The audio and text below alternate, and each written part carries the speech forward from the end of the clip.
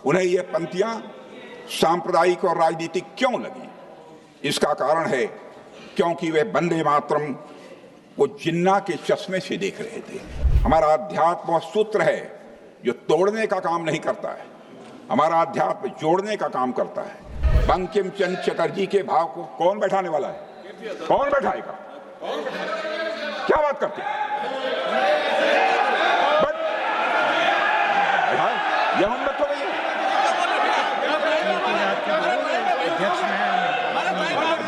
रोकिए, कौन बैठाएगा? हमारा भाई में भाई। अध्यक्ष महोदय, मैं आपके प्रति आभार व्यक्त करना चाहता हूं कि इतने महत्वपूर्ण विषय पर आपने मुझे विचार व्यक्त करने का अवसर दिया है।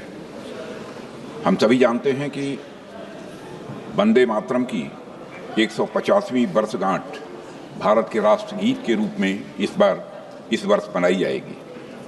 अभी इस पर जो चर्चा प्रारंभ हुई है, हमारे प्रधानमंत्री ने बहुत ही तथ्यपरक, सारगर्भित और प्रेरक भाषण देकर इसकी एक अच्छी शुरुआत की है। अध्यक्ष महोदय, इसमें कहीं दो मत नहीं है। यह वंदे मातरम भारत के इतिहास, वर्तमान और भविष्य के साथ जुड़ा हुआ है। इस वंदे मातरम ने ब्रिटिश साम्राज्य से लड़ने में हमारे स्वतंत्रता सेनानियों को काफी ताकत दिया था। वंदे मातरम वह गीत है, अध्यक्ष महोदय, जिसके कारण सदियों से सोया हुआ यह हमारा भारत देश जाग उठा था। वह गीत आधी शताब्दी तक स्वतंत्रता संग्राम का प्रेरक बना रहा। वह गीत जिसकी आवाज इंग्लिश चैनल पार करके ब्रिटिश पार्लियामेंट तक पहुंच गई थी। ऐसा था यह हमारा वंदे मातरम। वंदे मातरम जैसे अमर गीत के रचयिता बंकिम बाबू ने कहा था, एक दिन ऐसा आएगा जब सभी देशवासी वंदे मातरम गीत के महत्व को निश्चित रूप से समझेंगे। और वह क्षण आया 1905 में बंगाल विभाजन के खिलाफ हुए आंदोलन के दौरान। इस आंदोलन के समय वह गीत धरती से आकाश तक गूंज उठा था। श्री अरविंदो ने 1906 में बिल्कुल ठीक ही कहा था, अध्यक्ष महोदय, कि the mantra had been given and in a single day a whole people had been converted to the religion of patriotism. अध्यक्ष महोदय, इसी आंदोलन के दौरान वंदे मातरम जनमानस के हृदय में यह व्याप्त हो गया था। इससे तब की ब्रिटिश सरकार इतनी डर गई थी कि वंदे मातरम का नारा लगाने के खिलाफ एक सर्कुलर भी जारी कर दिया गया था। लेकिन फिर भी ब्रिटिश हुकूमत जनता को वंदे मातरम कहने से रोक नहीं पाई थी। वंदे मातरम ने लोगों के अंदर एक नई चेतना भी जागृत कर दी थी। उस समय अमृत बाजार पत्रिका के संस्थापक श्री मोतीलाल घोष ने कहा था, मैं तो वंदे मातरम गाऊंगा ही, भले ही हमें अपना सिर क्यों न गंवाना पड़े। यह बात उन्होंने कही थी। अध्यक्ष महोदय, राष्ट्रीय चेतना जागृत करने के लिए उस समय वंदे मातरम संप्रदाय की भी स्थापना की गई थी और इसके सदस्य वंदे मातरम गाते हुए प्रभात फेरी भी प्रतिदिन निकाला करते थे। इनमें गुरुदेव रविंद्रनाथ टैगोर भी कई बार जाते थे। जब 1906 में भारत का प्रथम राष्ट्रीय झंडा बनाया गया था, उसके मध्य में भी वंदे मातरम लिखा हुआ था। यह झंडा पहली बार बंगाल की धरती पर ही फहराया गया था, अध्यक्ष महोदय। और अगस्त 1906 में जब श्री बिपिन चंद्र पाल जी ने राष्ट्र चेतना जगाने के लिए एक समाचार पत्र की शुरुआत की थी, तो उसका नाम भी वंदे मातरम ही था, अध्यक्ष महोदय। यह वह समय था जब वंदे मातरम सिर्फ एक शब्द नहीं रह गया था, यह एक भावना बन गई थी, यह एक दर्शन बन गया था। It became a poem, pulse and A philosophy, अध्यक्ष महोदय।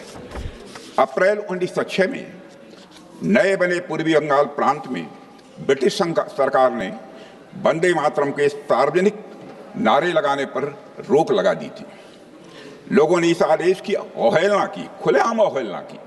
विश्वनाथ मुखर्जी ने अपनी किताब वंदे मातरम का इतिहास में इसका उल्लेख करते हुए लिखा है कि लोगों पर लाठियों की बारिश होती रही, और पर जब तक उन्हें होश रहा तब तक वे वंदे मातरम का नारा ही लगाते रहे। अध्यक्ष महोदय, उस्मानिया विश्वविद्यालय में भी वंदे मातरम का नारा लगाने पर रोक लगी थी। इस आदेश को न मानने के लिए वहां के छात्र श्री रामचंद्र जी को भी जेल की सजा हुई थी। उस समय रामचंद्र जी की आयु बामुश्किल 18 साल की थी और उसके बाद 18 साल की उन्हें सजा भी दी गई थी। उन्हें वीर सावरकर जी ने वंदे मातरम रामचंद्र की उपाधि से नवाजा था। अध्यक्ष महोदय, वंदे मातरम सिर्फ बंगाल में सीमित नहीं रहा है। यह भारत में उत्तर से दक्षिण और पूरब से लेकर पश्चिम तक फैल गया था। पंजाब, तमिलनाडु, बॉम्बे प्रेसिडेंसी, सभी जगह लोग वंदे मातरम बोलने लगे थे। एक दूसरे का अभिवादन भी वंदे मातरम बोलकर करते थे। सिर्फ भारत ही नहीं, भारत के बाहर भी वंदे मातरम भारतवासियों के लिए एक मंत्र की तरह कार्य कर रहा था। लंदन, पेरिस, जेनेवा, कनाडा, सभी जगह जहां भी भारतीय थे, भारत के लोग वंदे मातरम लगातार बोलते थे। 1912 में जब श्री गोपाल कृष्ण गोखले जी दक्षिण अफ्रीका पहुंचे तो उनका स्वागत भी वंदे मातरम नारों के साथ ही वहां की जनता ने किया था। अध्यक्ष महोदय, वंदे मातरम के साथ शहीद भगत सिंह और शहीद चंद्रशेखर आजाद जी के पत्र प्रारंभ हुआ करते थे। मदन लाल ढींगरा जी का आखिरी शब्द भी वंदे मातरम था। फांसी पर जाते समय क्रांतिकारी सूर्यसेन के होठों पर भी वंदे मातरम था।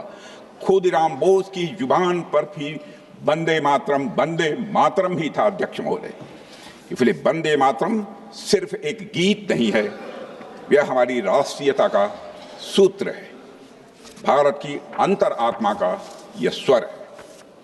अध्यक्ष महोदय, आज जब हम वंदे मातरम की 1.5 शताब्दी की गौरवशाली यात्रा का उत्सव मना रहे हैं, तब यह सच स्वीकार करना पड़ेगा कि वंदे मातरम के साथ जो न्याय होना चाहिए था वह न्याय नहीं हुआ। आज आजाद भारत में राष्ट्रगान और राष्ट्रगीत को बराबर का दर्जा देने की बात की गई थी, लेकिन एक हमारी राष्ट्रीय चेतना का अभिन्न अंग बन गया, समाज और संस्कृति की मुख्य धारा में स्थान पा गया, वह हमारे राष्ट्रीय प्रतीकों में शामिल हो गया। वह गान था हमारा जन गण मन। लेकिन दूसरे गीत को मार्जिनाइज कर दिया गया, उपेक्षित किया गया, उसे खंडित किया गया। वह गीत है वंदे मातरम। अध्यक्ष महोदय, it was treated like an extra. वह धरती जिस पर वंदे मातरम की रचना हुई थी, उसी धरती पर वर्ष 1937 में कांग्रेस ने वंदे मातरम गीत को खंडित करने का निर्णय लिया था। और अध्यक्ष महोदय, वंदे मातरम के साथ हुए राजनीतिक छल और अन्याय के बारे में सभी पीढ़ियों को जानना चाहिए। इसीलिए इस संबंध में चर्चा हो रही है, क्योंकि यह अन्याय केवल एक गीत के साथ नहीं था, बल्कि आजाद भारत के लोगों के साथ था। उन लोगों के साथ हुआ जिनकी सांसों में आजादी की हवा वंदे मातरम की पुकार ने भरी थी। अध्यक्ष महोदय, उस पुकार को सीमाओं में बांधने की कोशिश इतिहास का मैं मानता हूं कि यह बहुत बड़ा छल था। इसलिए हम यह मानते हैं कि वंदे मातरम का गौरव लौटाना यह समय की मांग है और नैतिकता का यह तकाजा भी है। अध्यक्ष महोदय, इस अन्याय के बावजूद वंदे मातरम का महत्व किसी भी सूरत में कम नहीं होने पाया और वंदे मातरम गुरु गोविंद सिंह जी और छत्रपति शिवाजी महाराज जैसे महापुरुषों के स्वराज और स्वधर्म के मूल्यों का यह जीवन स्वरूप बन गया। अध्यक्ष महोदय, वंदे मातरम स्वयं में पूर्ण है, लेकिन इसे अपूर्ण बनाने की कोशिश की गई। वंदे मातरम हमेशा राष्ट्रीय भावना का अमर गीत रहा है और अध्यक्ष महोदय, मैं बल देकर कहना चाहता हूं, सदैव यह बना रहेगा। दुनिया की कोई ताकत इसे कमतर नहीं कर सकती। अध्यक्ष महोदय, वंदे मातरम के साथ जो अन्याय हुआ है उसको जानना इसलिए भी आवश्यक है ताकि भावी पीढ़ियां ऐसा करने वालों की मानसिकता को, ऐसा करने वालों की सोच को ठीक तरीके से समझ सकें।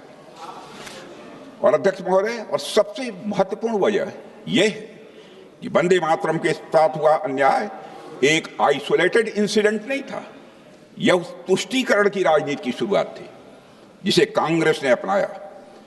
इसी राजनीति ने देश का विभाजन कराया और आजादी के बाद सांप्रदायिक सौहार्द और एकता को कमजोर किया। अध्यक्ष महोदय, आज हम वंदे मातरम की गरिमा को पुनर्स्थापित कर रहे हैं, लेकिन कुछ लोग हम सबके खिलाफ यह नैरेटिव बनाने की कोशिश कर सकते हैं कि वंदे मातरम और जनगण मन के बीच एक दीवार खड़ी की जा रही है। ऐसा नैरेटिव बनाने का प्रयास यह विभाजनकारी मानसिकता का परिचय देता है। अध्यक्ष महोदय, हमारे मन में राष्ट्रगान और राष्ट्रगीत के लिए बराबर का सम्मान है। जो लोग यह बात नहीं समझते हैं वे मां की ममता को भी नहीं समझते हैं। मां अपने बच्चों में, अध्यक्ष महोदय, भेद नहीं करती है। जनगण मन और वंदे मातरम मां भारती के दो सपूतों की किलकारियां हैं। मां भारती की दो आंखें हैं। अध्यक्ष महोदय, जनगण मन और वंदे मातरम दोनों ही हमारे राष्ट्रीय गौरव हैं। दोनों को भारत माता के प्रति अटूट प्रेम, राष्ट्रवाद और बलिदान की भावना एक सूत्र में बांधती है। इसलिए वंदे मातरम का उद्घोष यह किसी के विरुद्ध नहीं है, बल्कि हमारी राष्ट्रीय स्वाभिमान की यह अभिव्यक्ति है।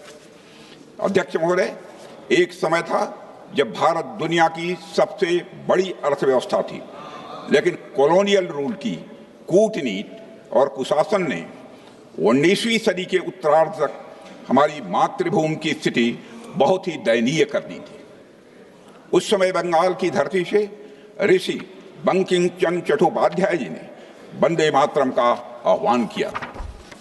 यह आह्वान रामायण के एक प्रसिद्ध श्लोक से प्रेरित था और वह श्लोक है, अपि स्वर्णमयी लंका न में लक्ष्मण रोचते जननी जन्म भूमिश्च स्वर्गादपि गरीयसी।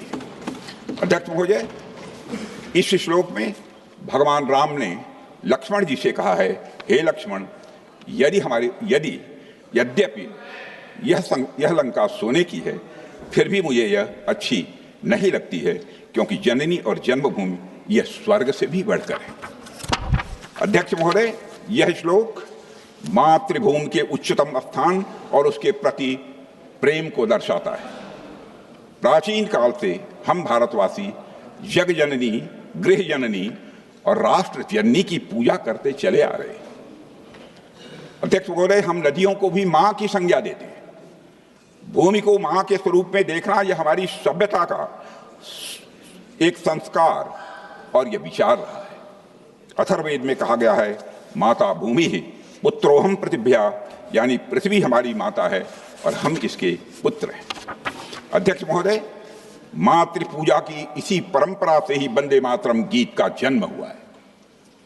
लेकिन जो लोग न सभ्यता के मूल्यों को समझते हैं, जो लोग न संस्कृत के महत्व को स्वीकारते हैं, जिन्होंने परंपराओं को दरकिनार कर दिया है, वे लोग यह बात न पहले समझ सके थे, न अब भी वो समझ पा रहे हैं।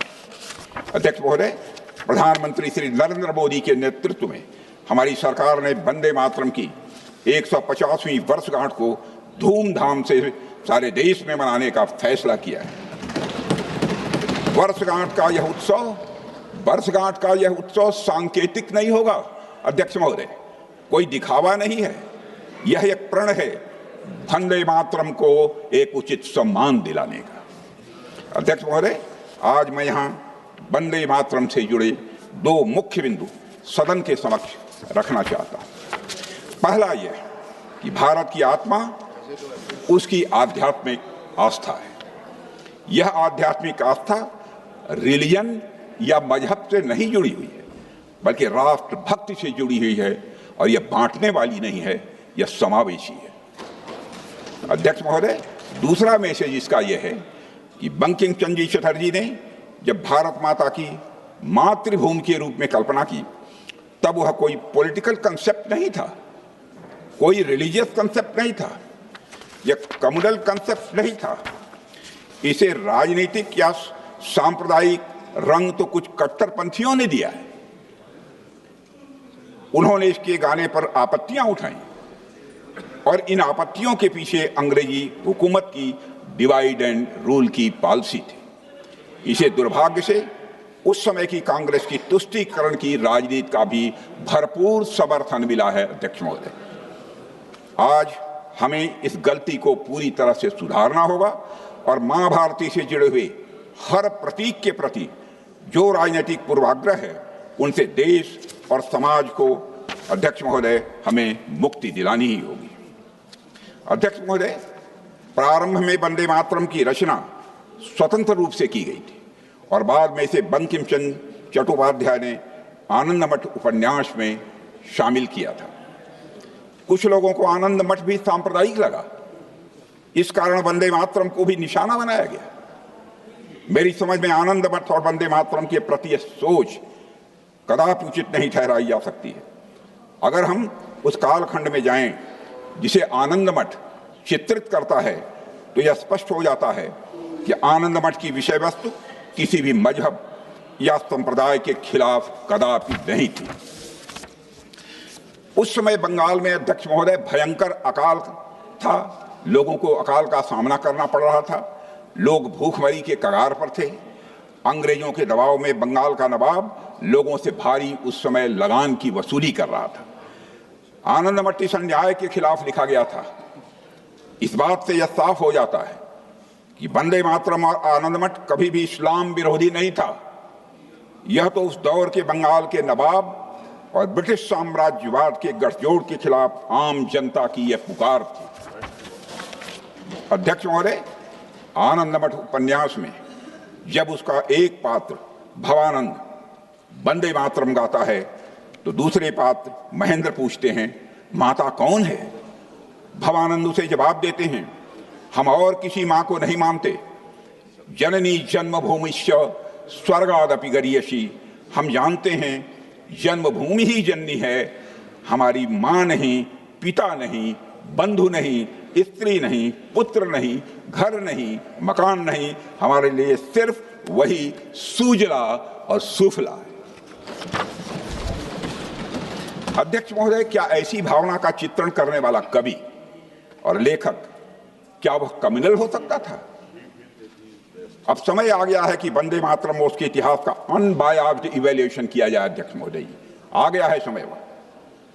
अध्यक्ष महोदय, वंदे मातरम के 2 पद तो सभी ने सुने हैं, लेकिन बाकी के बारे में लोगों को ज्यादा पता नहीं है। ओरिजिनल वर्जन में से अधिकांश अर्थों को भुला दिया गया है। उन पदों में भारत की विशेषताओं को दर्शाया गया है। अब उन पदों के महत्व और अर्थ को पूरी तरह से समझने का अवसर आ गया है। अध्यक्ष महोदय, और यही अवसर है। पहला पद जिसे हटाया गया उसमें बंकिम बाबू भारत माता के संदर्भ में कहते हैं, तुम ही विद्या हो, तुम ही धर्म हो, तुम ही हृदय हो, तुम ही मर्म हो, तुम ही मेरे शरीर की प्राण शक्ति हो। वंदे मातरम से इन कुछ पंक्तियों से निकालने का समर्थन करने वालों से मैं ये पूछना चाहता हूं, जिन्होंने भी निकाला, किस संदर्भ में, किस अर्थ में, किस भावना में, किस तरह और किस दृष्टि से उनको वंदे मातरम की यह सारी पंक्तियां सांप्रदायिक और राजनीतिक लगी? मैं बताता हूं उन्हें यह पंक्तियां सांप्रदायिक और राजनीतिक क्यों लगी। इसका कारण है क्योंकि वे वंदे मातरम को जिन्ना के चश्मे से देख रहे थे। इस कारण उन्हें सांप्रदायिक। अध्यक्ष महोदय, वंदे मातरम की यह पंक्ति भारत की आत्मा का परिचय है। फिर से दोहराना चाहता हूं, वंदे मातरम की यह पंक्ति भारत की आत्मा का परिचय है। यह पंक्ति हमें बताती है कि हमारा भारत एक ऐसी सभ्यता है जिसने आध्यात्मिकता को कभी दीवार नहीं बनने दिया। हमारा अध्यात्म वह सूत्र है जो तोड़ने का काम नहीं करता है, हमारा अध्यात्म जोड़ने का काम करता है। यह वह सभ्यता है जिसने कभी इस बात पर बल नहीं दिया कि सब लोग एक ही ईश्वर की पूजा करें, एक ही ग्रंथ माने और एक ही रीति रिवाज का पालन करें। बंगाली संस्कृति में रचे बसे बंकिम चंद्र चटर्जी इस बात को अच्छी तरह समझते थे। एक और पद में उन्होंने लिखा, बाहुते तुमिमा शक्ति, बाहुते तुमिमा शक्ति हृदय तुम्ही मां भक्ति, यानी हे मां, तन की शक्ति भी तुम ही हो और मन की भक्ति भी तुम ही हो। लेकिन उन्होंने तुरंत स्पष्ट किया कि मां की यह भक्ति किसी मूर्ति की पूजा नहीं है, it is the reverence of A people for the land that sustains them. अध्यक्ष महोदय, इन तमाम तर्कों के बावजूद कांग्रेस के एक बड़े तबके ने अपनी तुष्टीकरण की राजनीति का खेल बंद नहीं किया। अध्यक्ष महोदय, धर्म को रिलीजन समझना और मातृ पूजा को मूर्ति पूजा के रूप में देखना अंग्रेजों की और मुस्लिम लीग की पॉलिसी हो सकती थी, क्योंकि इसमें उनका राजनीतिक स्वार्थ छिपा हुआ था। यह काम जानबूझकर उन्होंने किया। वंदे मातरम को खंडित किया गया, उसे तुष्टीकरण का शिकार बनाया गया। इससे क्या हासिल हुआ? अध्यक्ष महोदय, क्षमा करें, कि कांग्रेस की अपीजमेंट की पॉलिसी न सिर्फ पार्टीशन को रोकने में विफल रही, बल्कि मैं मानता हूं कि यह पार्टीशन का कारण भी बनी है। अध्यक्ष महोदय, अब बताओ, जहां एक और कांग्रेस ने तुष्टीकरण की राजनीति की है, वहीं हमने सबका साथ, सबका विकास, सबका विश्वास की भावना के साथ काम किया है। अध्यक्ष महोदय, आजादी के आंदोलन के दौरान ही कांग्रेस के कुछ लोगों की अपने आप को सेकुलर दिखाने की बेचैनी इतनी बढ़ चुकी थी कि भारतीय संस्कृति, भारतीय परंपरा और हमारी महान सभ्यता से जुड़ी कोई भी बात उन्हें कम्युनल दिखाई देती थी। भारतीय संस्कृति के प्रति उनकी इस पैथोलॉजिकल नफरत के कारण ही वंदे मातरम भी इसका शिकार बन गया। अध्यक्ष महोदय, मैं आज एक घटना का उल्लेख आपके समक्ष करना चाहता हूं, जिससे यह बात और पूरी तरह से स्पष्ट हो जाती है। विदेश मंत्रालय की एक उच्च स्तरीय बैठक में, जहां नेहरू जी स्वयं मौजूद थे, कॉमनवेल्थ सेक्रेटरी वाईडी गुंडेविया ने पूछा, अगर कल को कम्युनिस्ट केंद्र की सत्ता में आ जाएं तो सरकारी तंत्र का क्या होगा? नेहरू जी ने झुठला कर जवाब दिया, कम्युनिस्ट कम्युनिस्ट। भारत के लिए खतरा कम्युनिज्म नहीं है, खतरा है तो हिंदू राइट विंग कम्युनिज्म है। और यह प्रमाण के आधार पर मैं कह सकता हूं, यह एक पुस्तक में लिखा है। कोई प्रमाण मांगेगा तो उसका प्रमाण भी मैं दे सकता हूं। अध्यक्ष महोदय, दुर्भाग्य से नेहरू जी यह देखने के लिए जीवित नहीं रहे कि उसी राइट विंग ने हमेशा संविधान के मूल्यों के अनुरूप काम किया है। संविधान के मूल्यों की अवहेलना हमने कभी नहीं की है। और कम्युनिस्ट विचारधारा से जन्मे लेफ्ट विंग एक्सट्रीमिज्म के कारण न जाने कितनी पीढ़ियां बर्बाद हो गई। अध्यक्ष महोदय, देश के कई हिस्से विकास में देश के कई हिस्से विकास में पीछे रह गए। पहले की सरकारें नक्सलवाद या वामपंथी उग्रवाद की इस समस्या का समाधान नहीं ढूंढ पाई। इस समस्या का समाधान अगर किसी ने ढूंढा तो वह है हमारे प्रधानमंत्री श्री नरेंद्र मोदी। उनके नेतृत्व में लेफ्ट विंग एक्सट्रीमिज्म आज पूर्णतः समाप्त की ओर है। अध्यक्ष महोदय, आज वह अपनी सांसें तोड़ रहा है। यह कितनी बड़ी विडंबना थी कि जिस कम्युनिस्ट आइडियोलॉजी ने कई देशों में सत्ता पाने के लिए हिंसा का रास्ता अपनाया, उस विचारधारा को खतरा न मानकर वसुधैव कुटुंबकम की भावना में विश्वास रखने वाली विचारधारा को खतरा माना गया।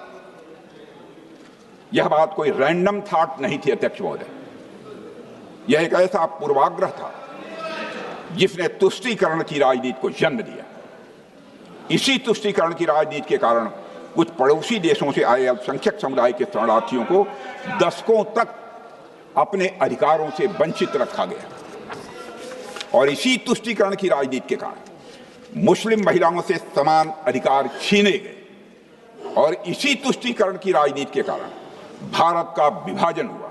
और इसी तुष्टीकरण की राजनीति के कारण आज पश्चिम बंगाल से बहुत से परिवारों को पलायन करना पड़ रहा है। अध्यक्ष महोदय, बंगाल वह भूमि रही है जहां भारत के सबसे बड़े सामाजिक सुधारों और सांस्कृतिक पुनर्जागरण की यह नींव रखी गई, जहां सती प्रथा के खिलाफ आवाज उठाई गई, विधवा पुनर्विवाह को बढ़ावा दिया गया। अध्यक्ष महोदय,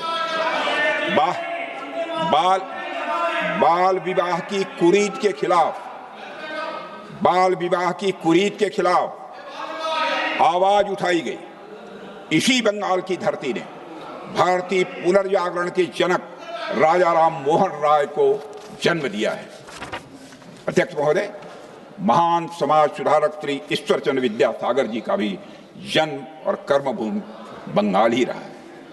इसी पवित्र धरती पर जन्मे स्वामी विवेकानंद जी ने 1893 में हुई विश्व धर्म संसद में भारत की सनातन सभ्यता के महान मूल्यों से पूरी दुनिया को अवगत कराया था। और इसी धरती पर जन्मे गुरुदेव रविन्द्रनाथ टैगोर ने भारत को पहला नोबेल प्राइज भी दिलवाया था। अध्यक्ष महोदय, बंगाल वह पवित्र भूमि है जहां चैतन्य महाप्रभु, स्वामी परमानंद, संत रामकृष्ण परमहंस और स्वामी विवेकानंद जैसे संतों ने जन्म लिया है। उनकी उपस्थिति ने बंगाल को अध्यात्म, संस्कृति और हमारी सभ्यतागत चेतना का एक उज्जवल केंद्र बना दिया। दुख की बात है कि कभी महान विचारों और क्रांतिकारी परिवर्तनों की जननी रही यह बंगाल की भूमि बाद के समय में तुष्टीकरण की राजनीति का केंद्र बना दी गई। अध्यक्ष महोदय, और यह सचमुच विडंबना है कि वही भूमि जहां से राष्ट्रीय एकता का बिगुल बजा था, वहीं से देश की एकता और अखंडता को चुनौती देने वाला नक्सलवादी उग्रवाद भी उसी धरती से पैदा हुआ है। और अध्यक्ष महोदय, यह भी विडंबना है कि जहां से महिलाओं के समान अधिकार के लिए सामाजिक आंदोलन शुरू हुआ था, वही भूमि आज महिलाओं के लिए असुरक्षित हो गई है। और यह विडंबना है कि जहां से भारत के पहले आईसीएस अधिकारी स्वतंत्रनाथ जी टैगोर आए, उसी धरती पर आज युवा बढ़ती बेरोजगारी के कारण हताश हो रहे हैं। अध्यक्ष महोदय, यह विडंबना है कि वही भूमि जहां के सपूत स्वामी विवेकानंद जी ने भगवा वस्त्र पहनकर पूरी दुनिया को भारतीय सभ्यता की महानता से परिचित कराया था, आज उसी भूमि पर भगवा रंग का मजाक उड़ाया जाता है, उससे घृणा की जाती है। और अध्यक्ष महोदय, बंगाल का यह पतन हुआ है दशकों तक सत्ता में रही वामपंथ की सरकारों के कारण और उनके द्वारा की गई हिंसा के कारण हुआ है। तृणमूल कांग्रेस के कुशासन के कारण, उसकी विभाजनकारी राजनीति के कारण, अध्यक्ष महोदय, उसकी तुष्टीकरण की रीत के कारण और घुसपैठियों को शरण देने के कारण, अध्यक्ष महोदय, ऐसा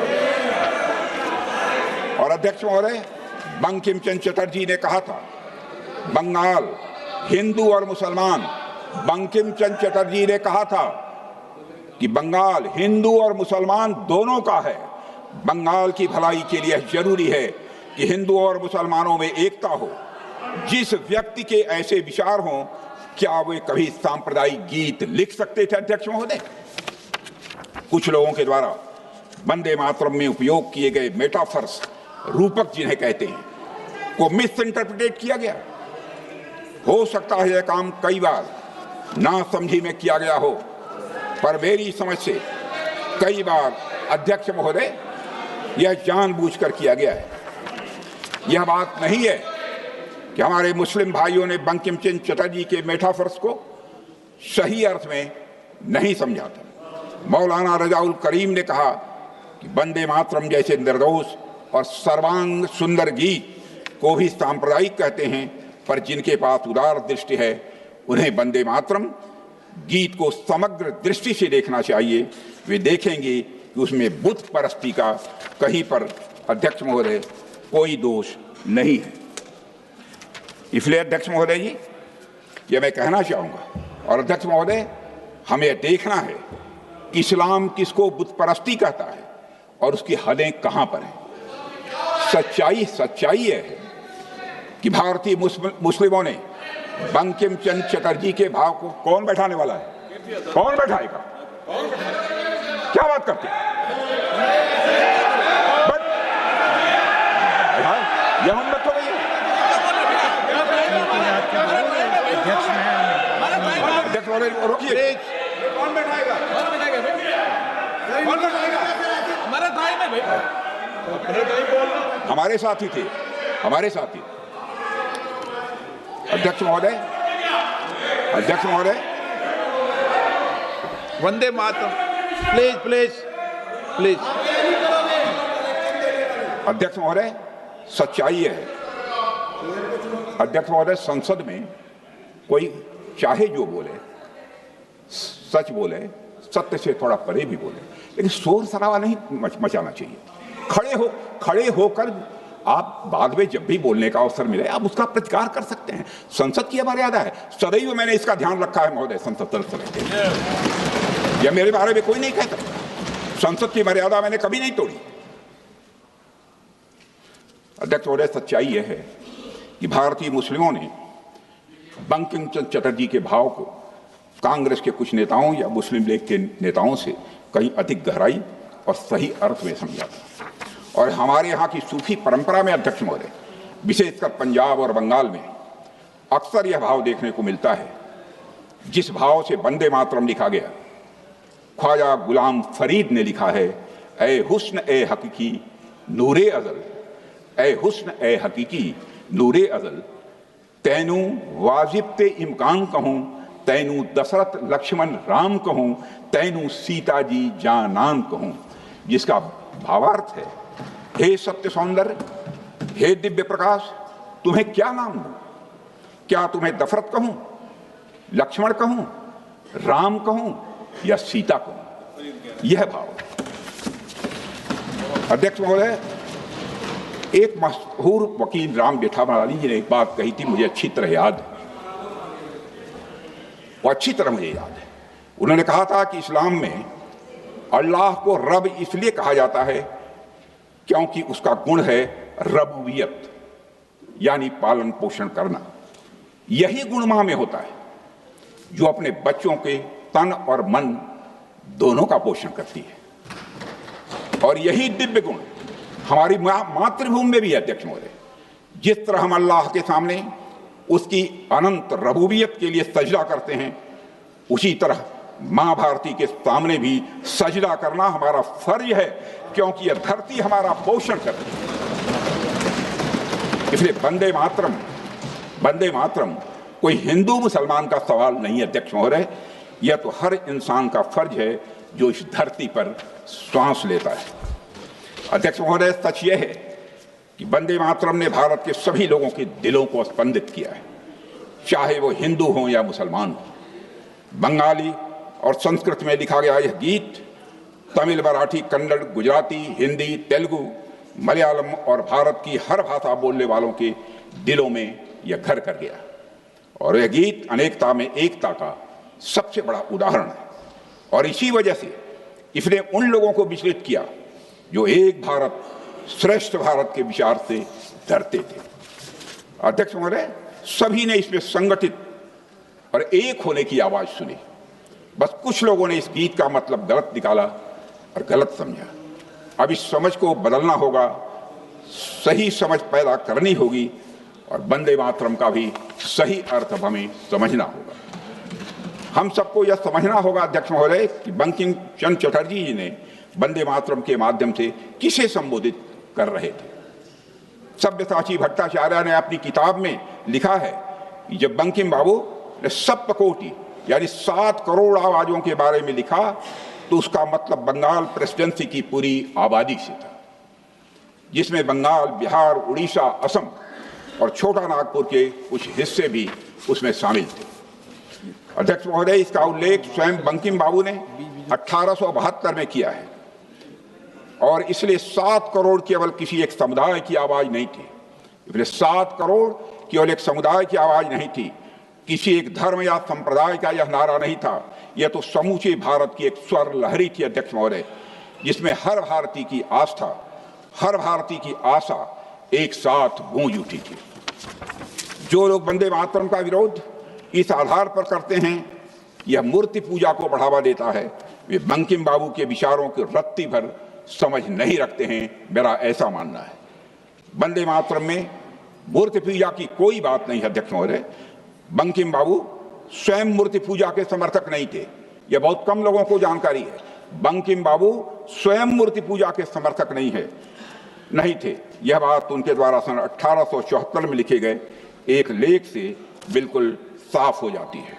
और अध्यक्ष महोदय, बंकिम बाबू के लेखन से यह भी स्पष्ट होता है कि उनका मानना था कि भारतीय संस्कृति में भगवान की प्रतिमा यह भावगम्य है, एक सेतु है, एक माध्यम है सत्य को जानने का, माध्यम है ईश्वर के स्वरूप को समझने का।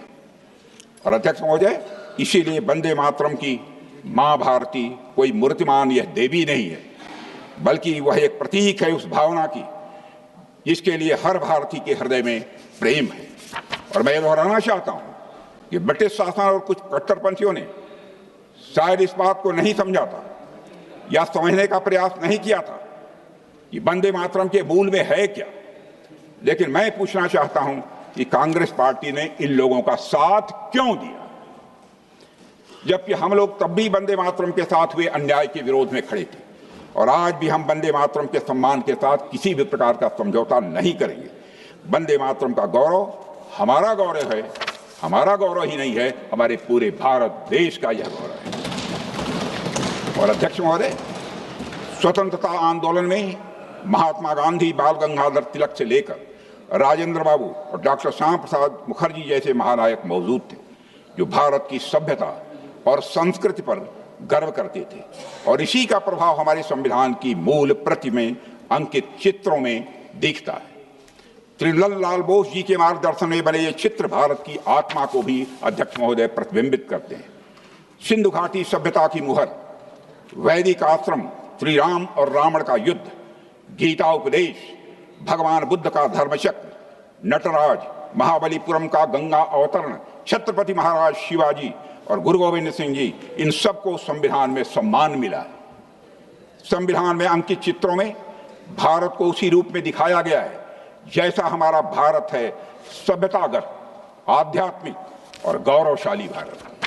अध्यक्ष महोदय, लेकिन आजादी के बाद कांग्रेस ने भारत की सभ्यता, संस्कृति और यहां तक कि भारत के संविधान को भी हमेशा अपने संकीर्ण हितों की बलि चढ़ाया। तुष्टीकरण की राजनीति कांग्रेस के लिए हमेशा संविधान, भारत की संस्कृति, सभ्यता, संप्रभुता और मानवता के ऊपर रही है। वंदे मातरम के साथ कांग्रेस ने संविधान को भी खंडित करने का काम किया।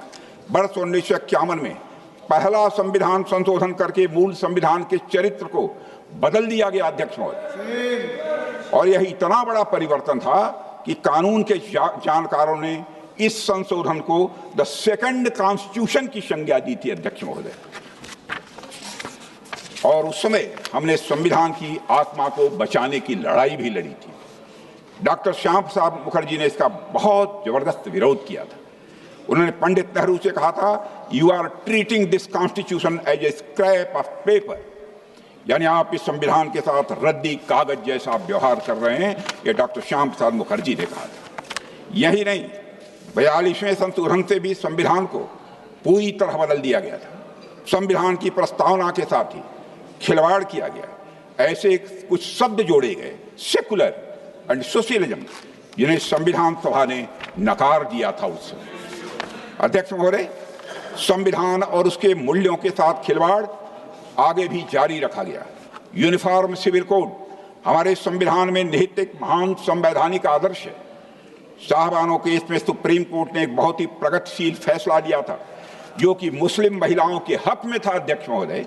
उस फैसले को उलटने के लिए जब कांग्रेस की सरकार ने संसद में कानून पास किया, तो पूरी तरह से स्पष्ट हो गया कि कांग्रेस के लिए न्याय से ज्यादा महत्वपूर्ण है वोट बैंक और तुष्टीकरण की राजनीति। और अध्यक्ष महोदय, तुष्टीकरण की राजनीति के कारण ही इतने सालों तक जम्मू कश्मीर से आर्टिकल 370 नहीं हटाया गया, जिसके कारण वहां आतंकवाद को बढ़ावा मिला, जम्मू कश्मीर विकास से वंचित रह गया। इस भूल को सुधारने का काम भी यदि किसी ने किया है, हमारे प्रधानमंत्री नरेंद्र मोदी जी ने किया है। और अध्यक्ष महोदय, स्वस्थ लोकतंत्र की सबसे अहम पहचान होती है sanctity of the electoral process. सबसे अहम पहचान होती है स्वस्थ हेल्दी डेमोक्रेसी की, sanctity of the electoral process. लेकिन continuous migration, deaths rapid urbanisation मतदाता सूचियों को डिस्टार्ट कर देते हैं। इसलिए चुनावों की विश्वसनीयता प्रभावित होती है, जेन्युइन वोटर्स को नुकसान होता है और साथ ही चुनावी वैधता पर भी स्वाभाविक रूप से प्रश्न उठते हैं। यहीं पर अध्यक्ष महोदय एसआईआर जैसी प्रक्रिया की आवश्यकता पड़ती है। यहीं पर अध्यक्ष महोदय एसआईआर जैसी प्रक्रिया की आवश्यकता पड़ती है ताकि मतदाता सूची को ठीक किया जाए। लेकिन जब कुछ दलों के नेता चुनाव हारते हैं या उन्हें हार सामने दिखाई देती है तो वे इस पूरी प्रक्रिया को हिलाकर कटघरे में खड़ा कर देते हैं और यह संवैधानिक संस्थाओं के प्रति गहरे अनादर भाव को दर्शाता है। अध्यक्ष महोदय, अब यही लोग लगातार चुनाव आयोग पर एक साजिश के तहत हमले कर रहे हैं। यह कोई साधारण आलोचना नहीं है, यह एक सोची समझी साजिश का यह हिस्सा है। अध्यक्ष महोदय, संवैधानिक संस्थाओं को बदनाम करना राष्ट्र के साथ अन्याय है, क्योंकि यही संस्थाएं हमारे लोकतंत्र की रीढ़ हैं। लेकिन इन दलों के लिए यह कोई नई बात नहीं है। संस्थाओं को कमजोर करना और उनके निर्णयों पर संदेह खड़ा करना उनकी लंबी राजनीतिक परंपरा रही है। आज जब देश मजबूत लोकतांत्रिक मूल्यों के साथ आगे बढ़ रहा है, तब ऐसी नकारात्मक राजनीति न केवल निराशाजनक है बल्कि देश हित के विरुद्ध भी है। अध्यक्ष महोदय, कुछ दल अपने राजनीतिक स्वार्थ साधने के लिए सिर्फ कॉन्स्टिट्यूशंस को ही नहीं नुकसान पहुंचाया है, बल्कि अपीजमेंट पॉलिटिक्स के लिए भारत की संस्कृति को भी नीचा दिखाया है।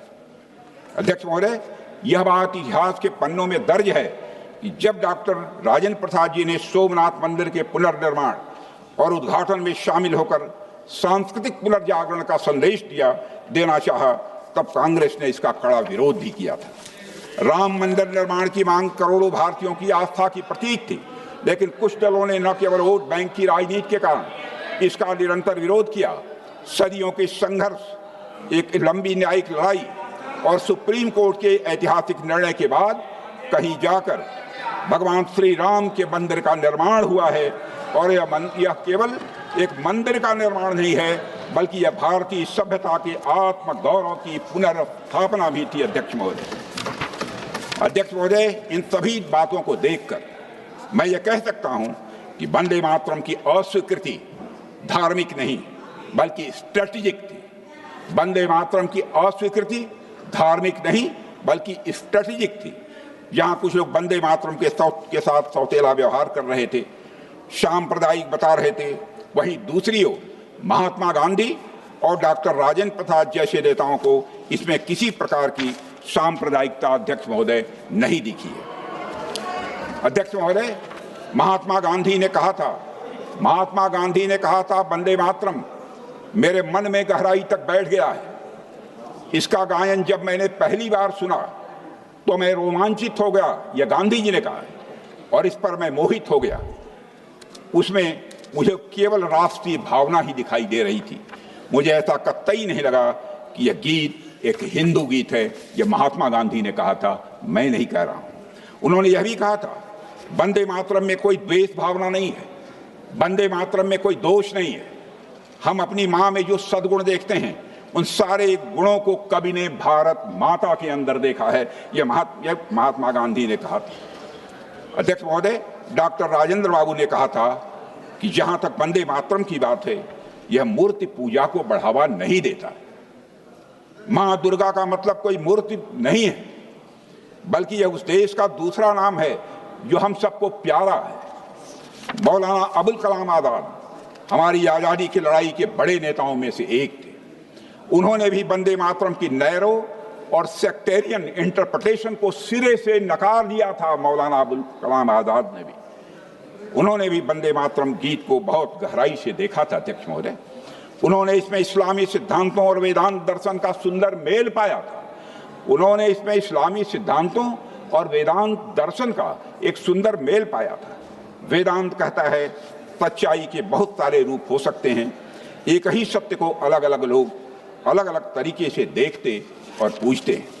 अध्यक्ष महोदय, दूसरा विचार इस्लाम से आता है। वहां वहदते दीन यानी सभी धर्मों की एकता की बात है। इस्लाम में भी सभी धर्मों की एकता की बात है और सुलह कुल यानी सभी के साथ शांति और भाईचारे की बात की गई है।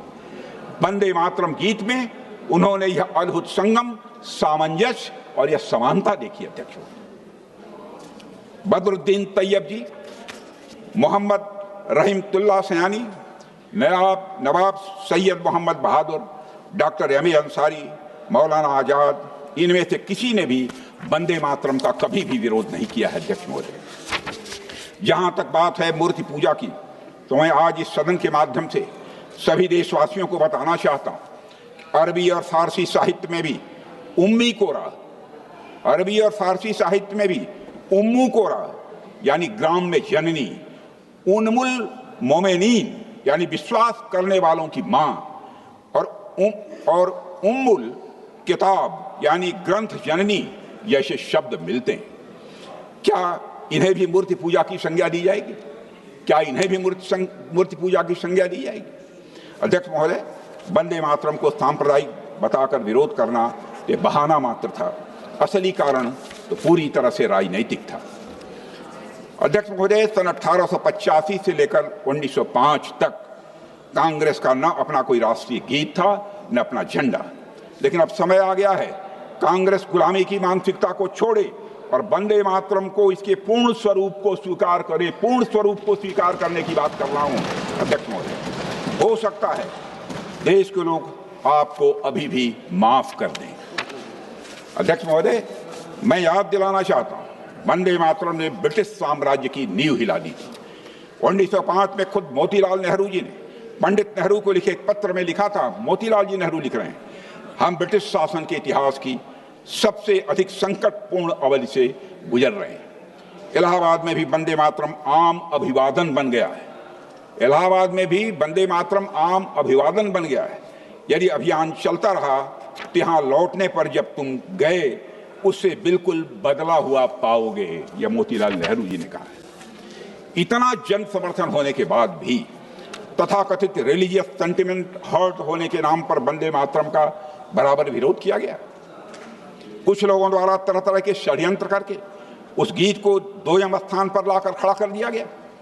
नेताजी जब कांग्रेस से निकले और आजाद हिंद फौज की स्थापना की तो फौज के संचालन गीतों में वंदे मातरम को राष्ट्र गीत का स्थान दिया गया था। अध्यक्ष महोदय, पंडित नेहरू ने वंदे मातरम के खिलाफ तरह तरह के तर्क दिए।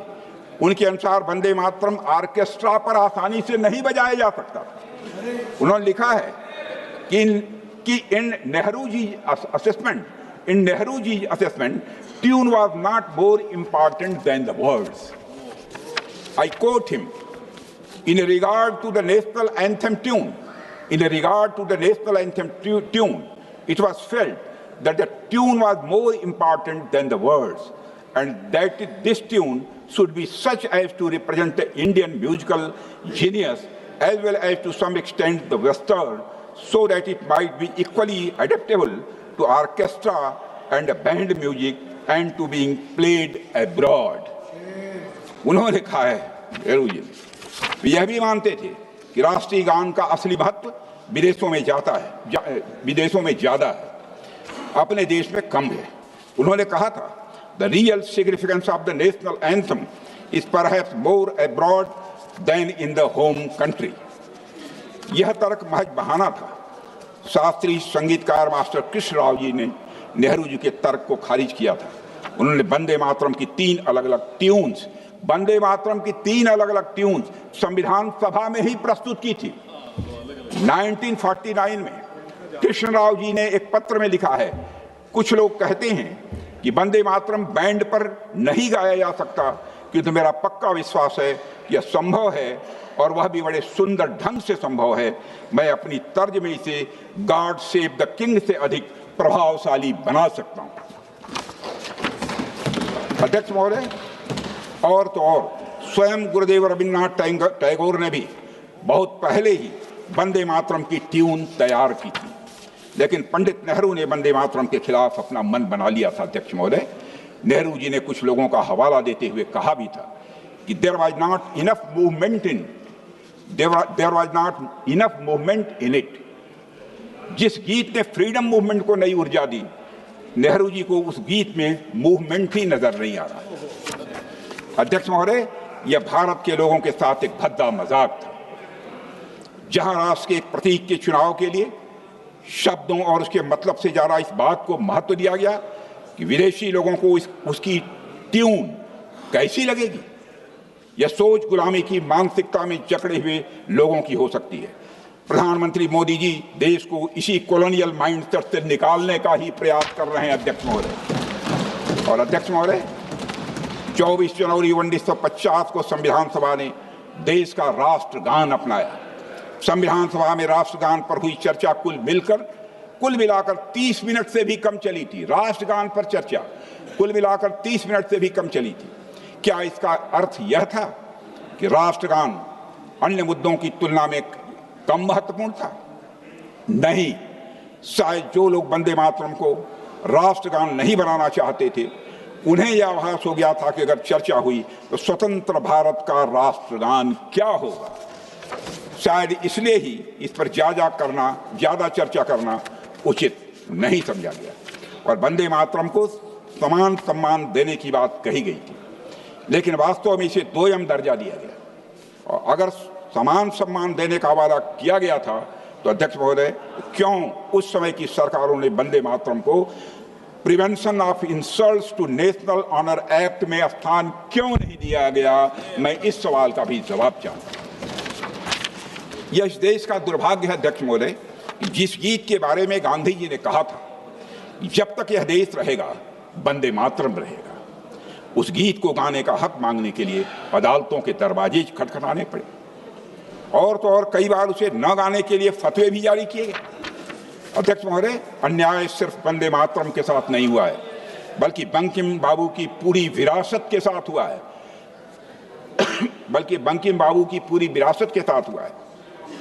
पश्चिम बंगाल के कांतलपाड़ा में स्थित बैठक खाना, जहां बंकिम बाबू ने वंदे मातरम गीत लिखा था, राष्ट्र के लिए वंदनीय स्थल होना चाहिए था वो।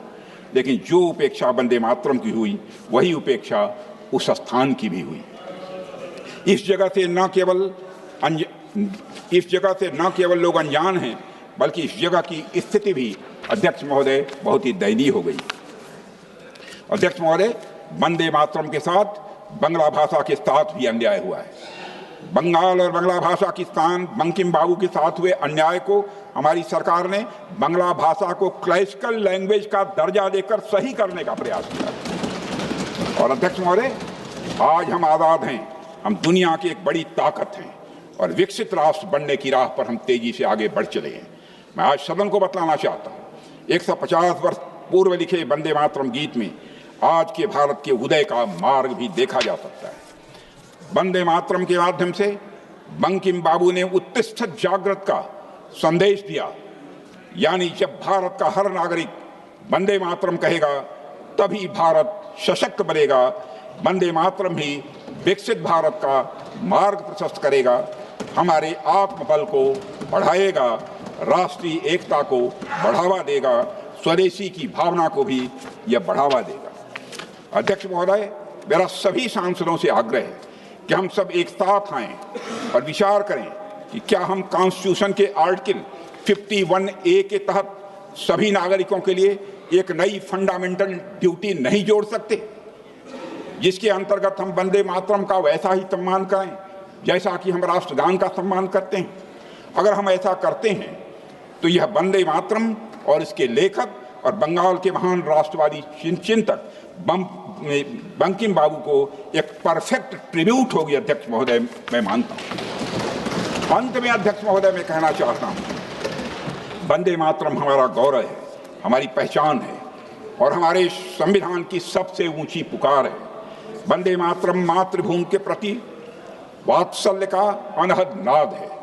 वंदे मातरम स्वतंत्रता संग्राम के उन अज्ञात और अवर्णित सैनिकों की याद है जिन्होंने अपनी मातृभूमि के लिए अपना सर्वस्व न्यौछावर कर दिया।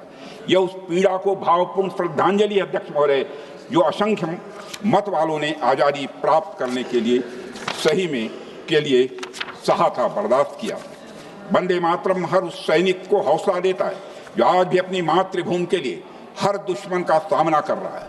अध्यक्ष महोदय, वंदे मातरम हमारी एकता का भी प्रतीक है, स्वाधीनता का संकल्प है, वीरता का यह जयघोष है, त्याग का महामंत्र है और बलिदान का यह अमर गान है। वंदे मातरम।